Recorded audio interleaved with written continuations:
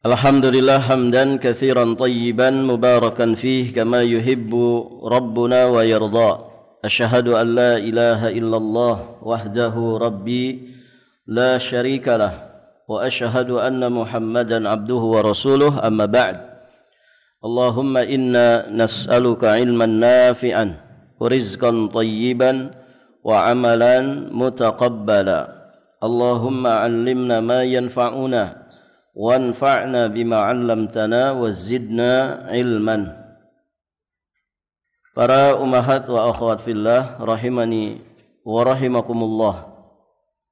Alhamdulillah, pada kesempatan ini insyaallah kita akan melanjutkan pembahasan tafsir surat Al-Qalam.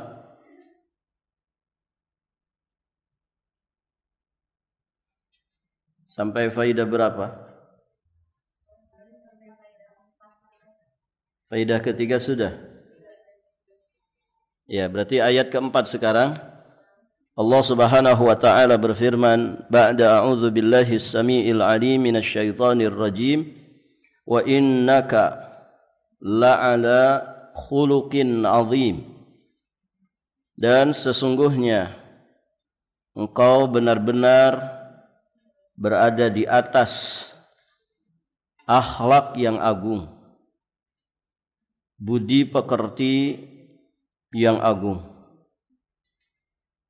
Taib, ibu-ibu yang dirahmati Allah, pada ayat keempat ini Allah menyatakan dengan sangat tegas bahwa Nabi sallallahu alaihi wasallam beliau benar-benar berada di atas akhlak yang agung. Perhatikan di sini.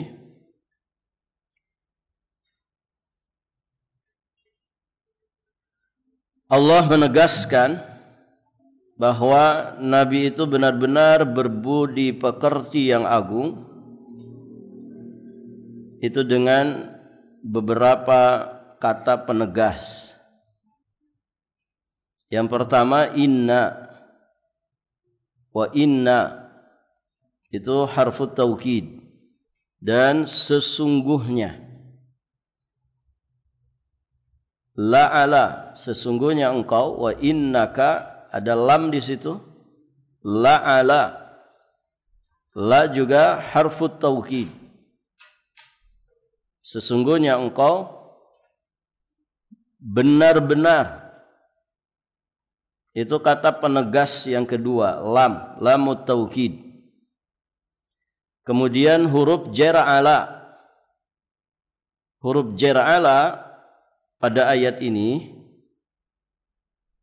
mengandung makna yang mendalam. Karena ala itu menunjukkan di bawah atau di atas? Di atas. Bukan di dalam, bukan apalagi di bawah, tapi di atas. La'ala. Jadi kalau diterjemahkan harfiah, letter lock, dan sungguh engkau benar-benar berada di atas. Di atas apa? Khuluqin azim, akhlak yang agung. Berarti ada 3 kata penegas sekaligus yang menegaskan bahwa Nabi sallallahu alaihi wasallam itu benar-benar berada di atas akhlak yang agung. Berarti beliau ini bukan hanya sekedar berakhlak mulia, namun lebih dalam dan tinggi dari itu.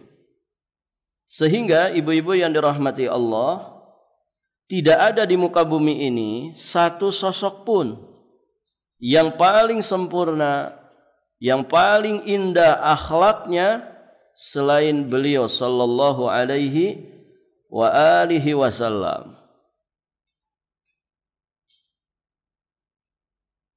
Dan ketika Allah Subhanahu wa taala menegaskan itu, sejatinya cukup bagi kita.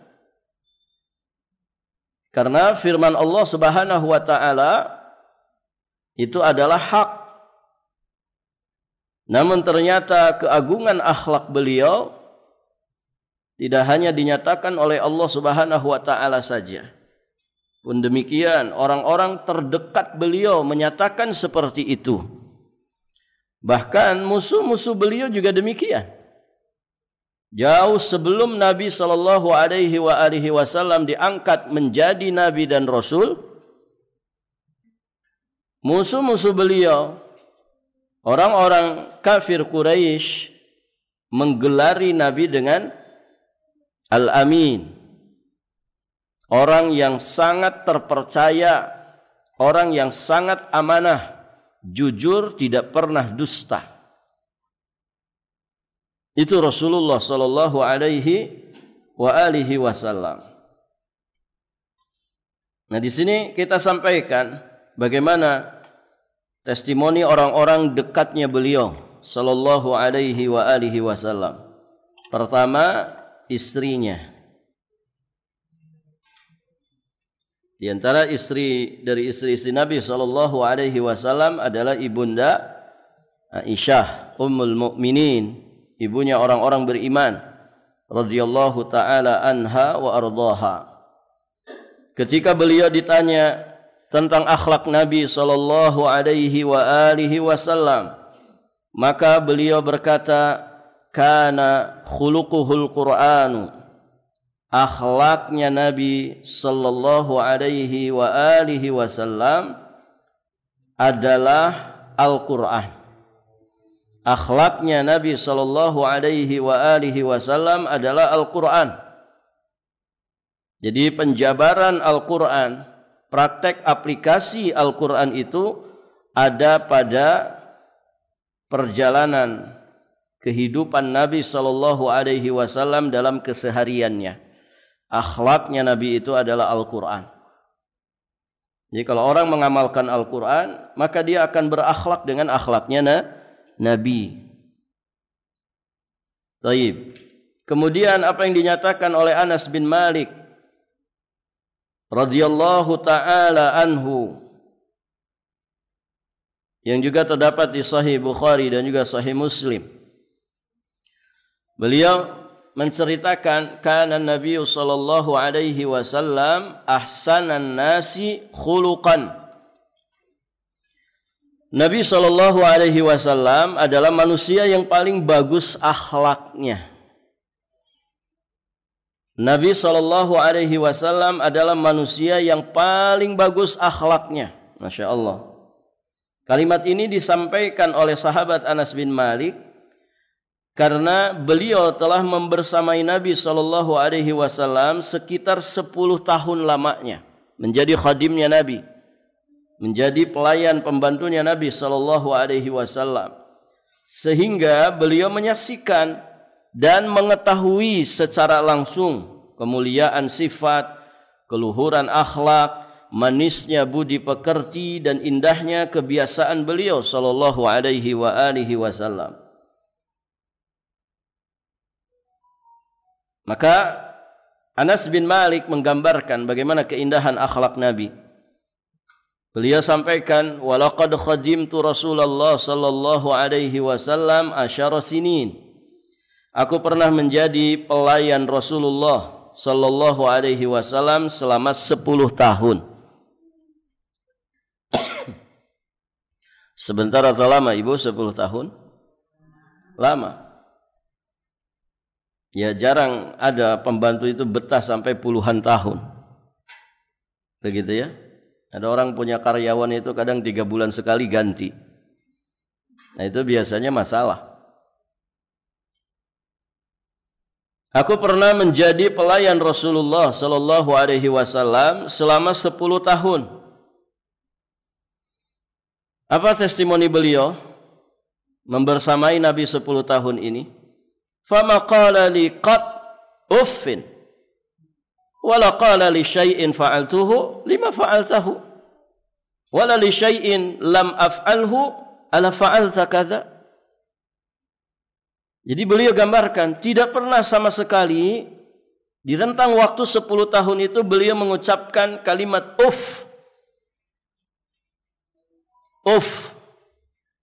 cis, hus, gitu ya. Jadi dia kalimat yang menggambarkan kejengkelan. Ya, termasuk mungkin dengusan nafas. Gitu. Ibu pernah jengkel ke suami?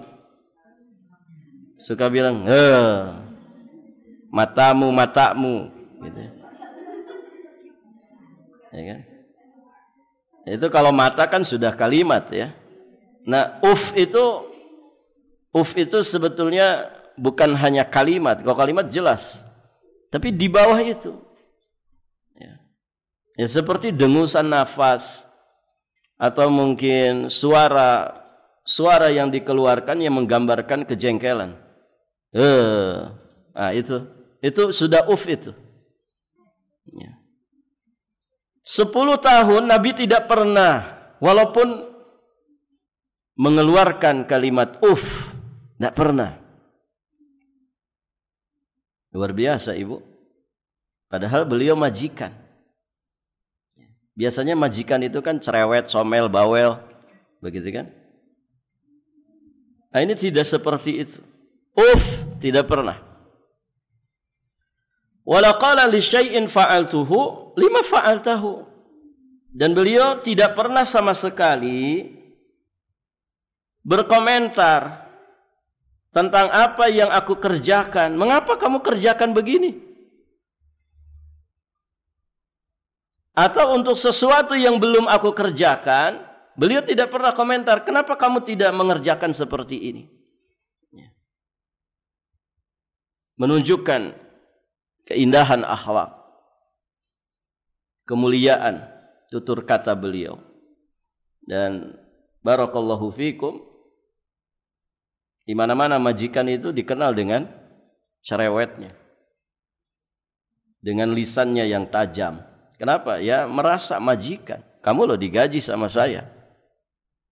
Kamu yang bayar adalah saya. Pantas dong kalau saya nunjuk-nunjuk, kalau saya cerewet, bawel. Begitu kan? Nah, ini tidak pernah dialami oleh Anas bin Malik. Beliau Nabi SAW tidak pernah membentakku terhadap sesuatu yang aku kerjakan dengan ucapan lima fa'altahu. Kenapa kamu berbuat seperti itu? Mengapa engkau kerjakan begini? Juga beliau tidak pernah membentakku terhadap sesuatu yang tidak aku kerjakan dengan ucapan ala fa'alta kadza. Mengapa tidak engkau kerjakan seperti ini? Baik, ibu-ibu yang dirahmati Allah. Itulah testimoni orang-orang terdekatnya beliau. Dan ibu yang dirahmati Allah, kalau teman jauh, orang yang mungkin mengenal kita tapi tidak selalu bersama dengan kita, ya dia ngelihat kita yang nampak-nampak saja kan begitu. Dia tidak bisa menilai kita di rumah kita. Dan biasanya karakter seseorang itu muncul, karakter asli seseorang munculnya di mana? Di tempat kerja, di luar rumah, atau di dalam rumah? Di dalam rumah. Kalau di tempat kerja kan ya prosedur pekerjaan. Begitu kan? Silahkan Bapak, Ibu, apa yang bisa kami bantu? Sambil manggut-manggut. Gitu ya. Tutur katanya ditata, sopan. Ya kerjaan, resepsionis kan. Dari nol ya, sambil senyum. Begitu ya. Itu prosedur pekerjaan. Nah ini kalau dibawa ke rumah kan bagus ibu. Barakallahu fikum. Tapi ada nggak orang di rumah modelnya begitu? Silahkan suamiku, ya mandi dulu atau makan dulu atau mau apa dulu? Mau air hangat, air panas atau air dingin atau antara panas dan dingin? Ya. Ada yang begitu bu? Padahal suami itu paling layak dibegitukan, ya kan? Daripada orang lain.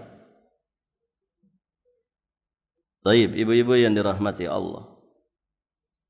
Ini karakter orang muncul, aslinya orang itu muncul di rumah, ya, ketika dia bersama dengan orang-orang terdekatnya. Begitu. Kalau di luar rumah, di tempat kerja, ya prosedur pekerjaan. Ya di luar rumah jaim, dia jaga image-nya. Jadi kalau di dalam rumah, itu aslinya dia. Nah ini orang-orang rumahnya Rasulullah, semua testimoninya baik tentang Nabi. Apalagi yang di luar. Wong musuh-musuhnya saja mengakui. Kebingungan mereka bagaimana ini merendahkan Rasulullah ini. Susah, mau dicari lewat celah mana? Dicari lewat celah akhlak. Oh ya, akhlaknya mulia, sempurna, indah akhlaknya. Ya akhirnya membabi buta dengan tuduhan. Dituduh akhirnya. Karena mereka sudah tidak punya celah. Mau lewat nasabnya, tidak bisa. Wong nasabnya terhormat. Turunan orang-orang terhormat. Turunan dari tokoh-tokoh mereka. Tidak bisa. Yang ada hanyalah fitnah yang begitu keji terhadap beliau sallallahu alaihi wa alihi wasallam. Dikatakanlah beliau sahir, tukang sihir. Dikatakan syair, tukang syair. Beliau dikatakan majnun, ya sebagaimana yang sudah kita sampaikan. Dituduh sebagai orang gila dan tuduhan-tuduhan keji yang lainnya. Taib, ibu-ibu yang dirahmati Allah. Pelajaran berikutnya dari ayat ini, wa innaka la'ala khuluqin azim, kita memahami bahwa akhlak termasuk inti dari ajaran Islam. Artinya muslim itu seharusnya tidak cacat dari sisi akhlak. Sebagaimana dia pun tidak cacat dari sisi akidah. Karena dengan dua perkara inilah, yakni hablum minallah dan hablum minan nas, seorang muslim itu akan menghadap Allah Subhanahu wa taala dengan kebaikan, dengan bekal terbaik. Hablum minallah dan hablum minan nas. Hablum minallah terfokus kepada akidah sahihah. Sedangkan hablum minan nas itu terfokus pada makarimul akhlak. Akhlak-akhlak yang mulia. Taib, ibu-ibu yang dirahmati Allah. Oleh karenanya Nabi sallallahu alaihi wa alihi wasallam menegaskan di dalam riwayat Imam Al-Baihaqi dari sahabat yang mulia Abu Hurairah radhiyallahu taala anhu. Beliau menyatakan innama bu'istu liutammima makarimal akhlak. Sesungguhnya aku diutus hanya untuk menyempurnakan akhlak mulia. Menyempurnakan akhlak mulia. Manusia dengan bawaan baiknya, dengan bawaan fitrahnya, dengan jibiliyah yang Allah Subhanahu wa taala anugerahkan kepadanya, akhlak bawaan. Ya, dan masing-masing kita ibu punya akhlak yang baik. Punya bawaan akhlak yang baik. Dengan kata lain masing-masing kita punya kelebihan. Potensi baik yang ada pada diri kita. Kita dibekali dengan fitrah. Kita dibekali dengan akal yang sahih dan sharih. Akal yang sehat dan tegas. Barakallahu fikum. Ya, maka pada diri kita ada potensi kebaikan. Ada kelebihan-kelebihan yang Allah Subhanahu wa taala anugerahkan. Ya. Kalau dalam bahasa istilah sekarang, apa ibu yang dirahmati Allah? Tentang karakter manusia, ada yang flegmatis, ada yang apa? Melankolis, ada yang apa lagi bu? Sanguin. Kemudian apa itu 4 ya? 4 karakter manusia. Taib, ibu-ibu yang dirahmati Allah. Masing-masing itu memiliki kelebihan dan masing-masing memiliki kekurangan. Begitu kan Ibu?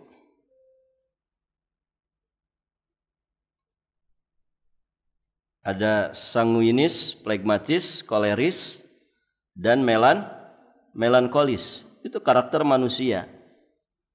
Masing-masing ada kelebihannya, masing-masing ada kekurangannya, kan begitu? Barakallahu fikum. Nah, Islam itu datang kemudian membimbing manusia supaya apa yang baik pada dirinya bertambah baik, apa yang menjadi kekurangan pada dirinya, maka ibu-ibu yang dirahmati Allah, kekurangan itu kemudian setidak-tidaknya diminimalisir. Nah, itu yang dikatakan innama bu'istu liutammima makarimal akhlak. Taib, ibu-ibu yang dirahmati Allah. Dan masing-masing kita kemudian menggali dirinya. Di sini masing-masing kita Ibu pasti punya kekurangan, kan begitu? Pasti punya kekurangan. Nah, kekurangan itu diperbaiki. Saya kasih contoh.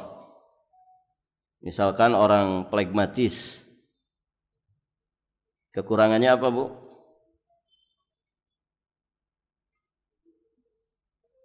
Ada yang flegmatis di sini? Orang pragmatis itu kekurangannya pemalas. Pemalas. Nah, Islam mengingatkan enggak tentang masalah pemalas? Iya, sampai ada doanya kan. Allahumma inni a'udzubika minal ajzi wal kasal. Nah, orang yang kecenderungan dirinya ada di kepribadian pragmatis ini, coba perbaiki dirinya. Oh, kekurangan saya ini pemalas. Kekurangan saya pemalas. Bagaimana ini? Setidak-tidaknya bisa diminimalisir ya karakter malas ini. Dalam Islam kemudian kita dibimbing ya. Bagaimana kemudian menyelesaikan atau memperbaiki sifat futur yang ada pada diri kita. Futur itu sama dengan kemalasan. Atau misalkan kurang bertanggung jawab. Kurang bertanggung jawab. Itu juga kekurangan dari orang flegmatis. Kurang inisiatif, kurang bertanggung jawab, lambat. Ya, turunan-turunannya pemalas kan begitu. Kurang motivasi, terlalu santai. Barakallahu fikum. Kemudian cenderung menghindari konflik. Sulit dia mengekspresikan emosinya. Barakallahu fikum. Kurang antusias. Ya, tidak suka dengan perubahan. Barakallahu fikum. Dan lain halnya. Ya, dan lain-lainnya. Nah, ini semua dipelajari. Oh, kekurangan saya di sini. Dia berusaha memperbaiki dirinya. Tentu dengan tuntunan Islam. Bagaimana dia bisa lebih bertanggung jawab, bagaimana dia bisa lebih antusias, bagaimana dia bisa lebih barakallahu fikum, rajin dan semangat, dan demikian seterusnya. Dan ini sebagai upaya kita ya mengkaji diri. Ya, karena manusia harus menyadari tentang dirinya sebagai hamba Allah, sebagai manusia dengan segala keunikan, dengan segala kelebihan dan kekurangan yang ada pada dirinya. Kelebihannya bukan untuk disombong-sombongkan, bukan untuk diujub-ujubkan, tapi justru harus menjadi sarana terbaik untuk dia menguatkan hablum minallahnya dan juga hablum minannasnya. Kekurangan yang ada bukan untuk dijadikan sebagai bahan apa? Bahan berputus asa dari rahmat Allah. Semua manusia punya kekurangan. Ada manusia yang sempurna, Ibu? Tidak ada. Kecuali yang memang telah disempurnakan oleh Allah. ya, seperti Rasulullah sallallahu alaihi wasallam. Kalau kita ini gak ada yang sempurna, maka kekurangan-kekurangan yang ada pada diri kita bukan untuk kita ini frustasi, putus asa, dan tidak memperbaiki diri. Justru itu dijadikan pelecut pada diri kita, ya. Dijadikan motivasi besar pada diri kita untuk terus menggali diri, mengkaji diri, untuk selanjutnya memperbaiki diri dengan taubatan nasuha, dengan ikhtiar, dengan usaha yang maksimal bagaimana kita membenahi diri kita ini. Begitu Ibu ya. Dan orang ketika menyadari ini, memahami ini, dia akan bisa lebih fleksibel ketika bermuamalah. Dia akan lebih luas ya saat dia menghadapi beragam karakter manusia. Ya. Rasulullah Shallallahu Alaihi Wasallam contoh teladan di dalam kebijaksanaan. Beliau itu sangat bijak orangnya. Ya, karakter Abu Bakar, karakter Umar, karakternya Utsman, karakternya Ali, dan juga para sahabat yang lain itu dipahami betul oleh Nabi Shallallahu Alaihi Wasallam. Maka Nabi diutus untuk menyempurnakan akhlak manusia, karakter yang baik, ya, oleh Nabi Shallallahu Alaihi Wasallam ditumbuh kembangkan supaya lebih baik lagi. Kemudian karakter yang sifatnya itu kekurangan diarahkan oleh Nabi Shallallahu Alaihi Wasallam ke arah yang lebih baik. Ya, contoh misalkan karakter Umar ibn Khattab radhiyallahu taala anhu yang cenderung tegas. Ya, maka kemudian diarahkan kepada kepemimpinan. Ya, kepemimpinan. Barakallahu fiikum. Kemudian ajaran Islam ini juga meminimalisir segala bentuk kekurangan yang ada pada manusia. Karakter-karakter yang buruk pada manusia setidaknya diminimalisir. Bahkan ya kemudian dihilangkan untuk kemudian diarahkan kepada yang lebih baik. Nah, ini indahnya ajaran Islam, ibu-ibu yang dirahmati Allah Subhanahu wa taala, dan masing-masing kita mesti punya waktu untuk mengkaji diri, menyelami diri, memahami tentang jati diri kita. Begitu ya. Apa yang sudah baik pada diri kita ditumbuh kembangkan, ditingkatkan lagi, dan disyukuri supaya Allah tambah. Apa yang kemudian menjadi kekurangan kita, berusahalah untuk memperbaikinya, ya, mengantisipasinya, ya, dengan petunjuk Allah Subhanahu wa taala dan Rasul-Nya. Ya, sehingga kekurangan kita itu tidak menjadi wasilah bagi kita untuk kemudian terjerumus dalam keburukan. Taib, ibu-ibu yang dirahmati Allah. Innama bu'itstu li utammima makarimal akhlaq. Ya, sesungguhnya aku diutus oleh Allah Subhanahu wa taala dalam rangka menyempurnakan akhlak manusia. Taib, ibu-ibu yang dirahmati Allah. Dan orang yang mendalam memahami permasalahan ini tadi ya, dia akan luas di dalam bergaul. Ya. Dia akan memahami karakter-karakter manusia. Oh, fulan bin fulan tuh begini. Oh, karakter fulan begini. Dan memang pasti akan kita hadapi seperti itu. Ya kan Ibu? Dan itulah sejatinya indahnya kehidupan. Coba bayangin kalau kita itu menghadapi manusia modelnya sama semua Ibu. Ya. Mau kayak mana? Tidak indah hidup ini. Hidup ini jadi tidak warna-warni. Sesuatu yang sama itu cenderung apa? Membosankan, menjenuhkan. Begitu kan Ibu? Barakallahu fiikum. Ya, enggak usah jauh-jauh. Orang terdekat Ibu saja. Yang sudah puluhan tahun bersama. Sampai saat ini paham gak karakternya?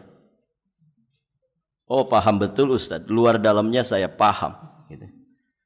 Yang saya maksud paham di sini, paham karakter. Oh, pasangan saya ini begini. kekurangannya di sini. Itu kan saling melengkapi. Pernikahan itu menyatukan dua insan yang berbeda karakter, yang berbeda latar belakang, bisa saja berbeda taraf pendidikan. Kan begitu, Ibu? Bisa saja begitu. Maka keduanya bersatu dalam aqdun nikah yang disebut oleh Allah mitsaqan ghalidhan, ikatan yang begitu kuat dan kokoh, tidak sembarangan dicerai-beraikan. Ya, karena kemaluan wanita itu dihalalkan dengan nama Allah. Ya, dalam akad pernikahan. Taib, ibu-ibu yang dirahmati Allah. Maka berarti ketika seorang suami dia mengatakan qabiltu nikahaha, saya terima nikahnya fulanah binti fulan, ya dengan mahar 3 miliar uang, begitu kan? Barakallahu fikum, dibayar kontan. Ketika seorang laki-laki mengucapkan kalimat ini, maknanya apa, Ibu? Berarti dia sudah menerima segala kelebihan yang ada pada istrinya ini dan juga segala kekurangan yang ada pada istrinya. Dia berarti sudah menerima apapun yang akan menjadi konsekuensi dari pernikahannya. Dia berarti sudah siap menerima apapun hambatan, rintangan, tantangan yang akan dihadapi dalam perjalanan bahtera rumah tangganya. Kan begitu? Jangan baru 3 bulan, ternyata kamu begini. Ya. Ternyata kamu begitu. Berarti selama ini 5 tahun kita pacaran, semuanya topeng. Ya. 5 tahun pacarannya, Ibu. Ya, semuanya kamuflase, semuanya drama dan sandiwara. Barakallahu fikum, makanya enggak usah pacaran. Gitu ya. Dalam Islam kan dilarang pacaran. Ya, Ibu. Barakallahu fikum. Harus siap menerima kekurangan. Ya. Dan itu harus dipahami. Dan itu harus jadi bekal. Jadi bekal. Nah, ibu yang punya putra putri wayahnya nikah, itu harus dikasih pembekalan, Bu. Ya. Dunia tidak seindah apa katanya? Tidak seindah sinetron. Kan begitu. Jadi dipahamkan ke anak-anak kita. Ya. Ikhtiar, iya dimaksimalkan ikhtiar. Tapi jangan kemudian merasa saya sudah ikhtiar maksimal. Pokoknya calon saya ini the best. Begitu ya. Iya, dalam tatar ikhtiar. Sebelum nikah. Tapi nanti setelah nikah, apakah ia seperti yang ada di benak kita? Oh, belum tentu. Belum tentu. Barakallahu fikum. Ta'aruf itu kan sebatas mengenal saja secara zahir, secara singkat. Nanti hakikatnya bagaimana? Ya setelah kita berumah tangga, kita pasti akan dapati kekurangan itu. Oh, ternyata begini karakternya. Oh, ternyata begini karakternya. Ya. Miris, Ibu. Ada ini kejadian ya. Seorang istri marah-marahin suaminya di depan dokter kandungan. Gitu ya. Kenapa? Karena si istrinya tidak mau punya anak. Tidak mau punya anak lagi. Jangan punya anak dulu. Dimarah-marahin, dicaci maki suaminya. Kamu enak mas gitu ya.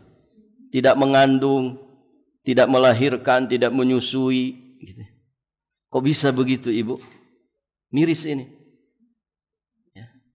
Bagaimana seorang istri tidak ridho hamil lagi, kemudian nyalah-nyalahin suaminya, padahal hasil kerjasama berdua.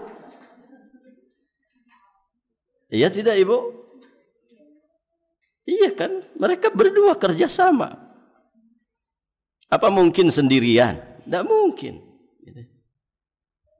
Nah, ini kurang perbekalan, ya, kurang pembinaan. Orang itu punya anak, Masya Allah bersyukur, Ibu. Anak itu rezeki dunia dan juga akhirat. Kok dia dikasih rezeki marah-marah, malah nyalah-nyalahin suaminya di depan orang lagi. Barakallahu fiikum. Nah ini, orang itu nikah memang rata-rata tanpa perbekalan, tanpa bekal. Ya disangkanya yang penting hidup saya mapan, gaji saya gede, selesai. Tidak, bekal agama ini bekal terbaik. Maka harus dia punya bekal agama, bekal ilmu. Ilmu fikihnya tentang fikih munakahat. Lebih dalam dari itu, ya pembekalan ya, tentang hak dan kewajiban ya di dalam berumah tangga. Kemudian mental ya, mental yang harus dipersiapkan untuk menghadapi perjalanan panjang di dalam kehidupan rumah tangga ya. Perbekalan akhlak dan adab ya. Perbekalan mengenal jati diri manusia. Para ulama itu sampai nulis kitab khusus tentang wanita A sampai Z-nya. Karena banyak hal yang mesti dipelajari tentang wanita, dipahami dan dimengerti. Ya kan? Pun demikian seorang wanita mesti paham karakter laki-laki. Ya. Laki-laki sama saja semuanya ustadz. Begitu kan? Sebagian orang berkata mungkin begitu. Taib, tidak semua laki-laki sama.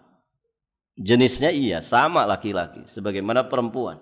Tapi karakter bawaan masing-masing kan berbeda-beda. Nah itu ibu-ibu yang dirahmati Allah. Maka pantaslah kalau akhlak, adab ini memiliki tingkatan yang sangat tinggi di dalam Islam. Bahkan dia termasuk inti dari ajaran Islam. Kalau dia inti dari ajaran Islam, maka mesti dipelajari secara rinci. Mesti dipelajari, diresapi, dikaji lebih mendalam lagi. Akhlak. Dan kalau kita bahas fadilah-fadilah akhlak itu luar biasa, Ibu. Orang yang bersanding dengan Nabi, dekat tempat duduknya dengan Nabi, yang paling dicintai Allah dan Rasulnya siapa? Orang yang paling bagus akhlaknya. Orang yang paling bagus akhlaknya. Nah, ini luar biasa akhlak ini. Dan akhlak inilah yang kemudian sedikit demi sedikit hilang ya dari jiwa dan raga kaum muslimin. Berganti dengan akhlaknya orang-orang kafir, berganti dengan adat istiadat, berganti dengan karakternya orang-orang kafir. Nauzubillah. Dan ini tugas kita bersama, menempa diri, menempa keluarga, anak keturunan ya dengan akhlakul karimah. Baik ibu-ibu yang dirahmati Allah, mungkin ini saja yang bisa disampaikan. Nanti ayat berikutnya insyaallah kita bahas di kesempatan berikutnya. Ayat ke-5 dan seterusnya.